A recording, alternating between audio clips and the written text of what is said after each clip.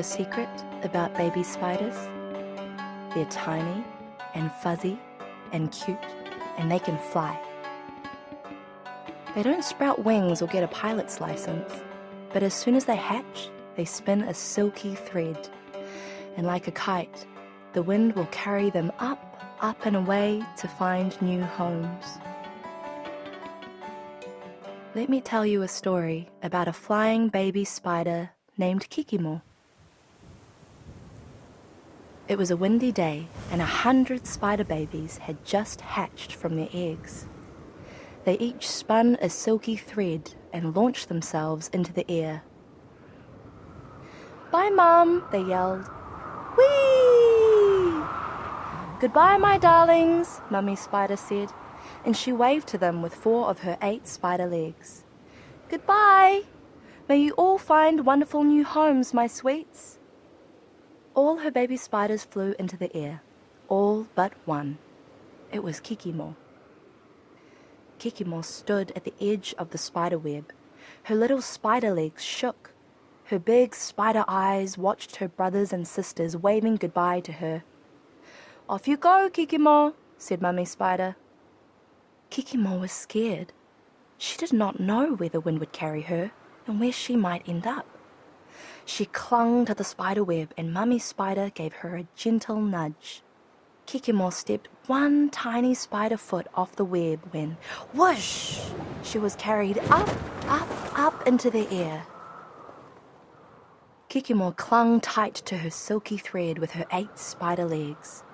She raced by trees, sped by mailboxes, flew up, up, up into the air as the wind grew strong, then dropped down, down, down, down, down, down as the wind dropped away, and she drifted towards a house.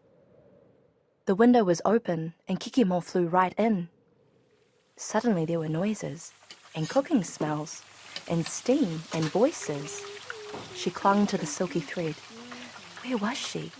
A pretty lady with long black hair was cooking. She hummed to herself and sprinkled salt into a large pot. Kikimo smelt something delicious and looked down to see a pot of curry. Kikimo was in a kitchen, but not for long. The wind blew her over the lady's shoulder and into the dining room. A man with thick, wavy hair was chasing a toddler around the dining room table, and 2 children were sitting at the table, a little girl and a little boy. No one had noticed Kikimo yet, or so she thought. "What's that?" said the little girl, and pointed at Kikimo's silky spider thread gleaming in the mid-daylight. But Kikimo sailed over their heads and into the living room, where there was a new sound, a rumbling sound, a rumbling, snoring sound.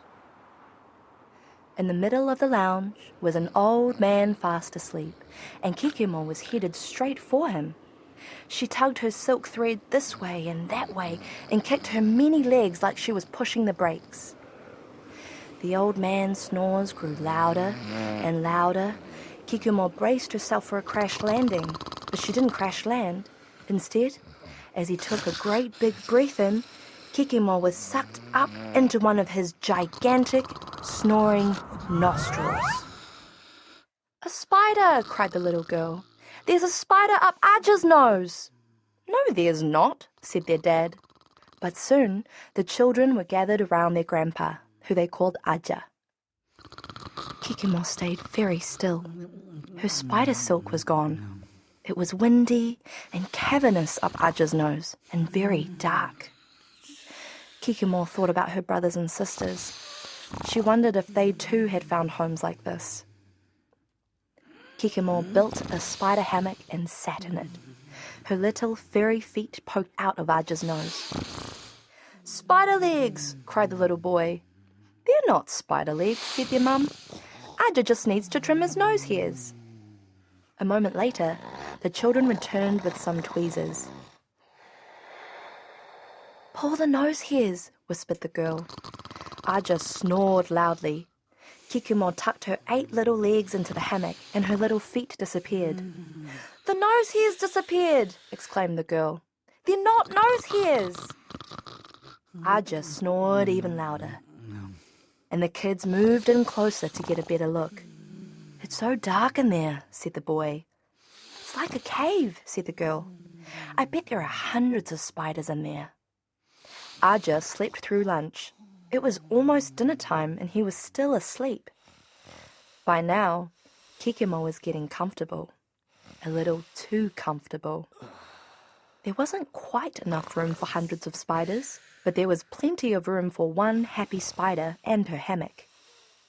The family gathered in front of the TV to watch a movie. "The spider's still up there," said the little girl. "I can see a web," said the boy. "There's no..." But before Dad could finish his sentence, Aja stirred. The children held their breath. Aja opened his eyes. His nose twitched. It wiggled. He took a deep breath and sneezed.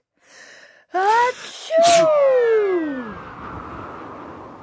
Kikimo clung to her hammock for dear life and went flying out of Aja's nose. The hammock puffed up into a parachute and Kikimo sailed through the air. The children gasped in awe. Not only was there a spider up Aja's nose, but it was a wonderful little parachuting spider. The kids followed Kikimo all the way through the dining room and into the kitchen. Kikimo landed on top of a teapot and climbed inside.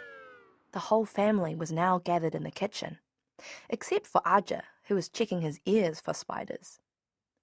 Mum picked up the teapot to take it outside, but the kids shouted, "No, can we keep her? Can we keep the parachuting spider, please?" Mum thought about it. "Well, I don't see why not." Yay! The children jumped up and down. Mum set the teapot on the shelf. The children lifted the teapot lid and peered inside. Little Kikimo waved. "Best spider ever!" The children screamed with delight. Kikimo had a new home, and she wasn't scared anymore.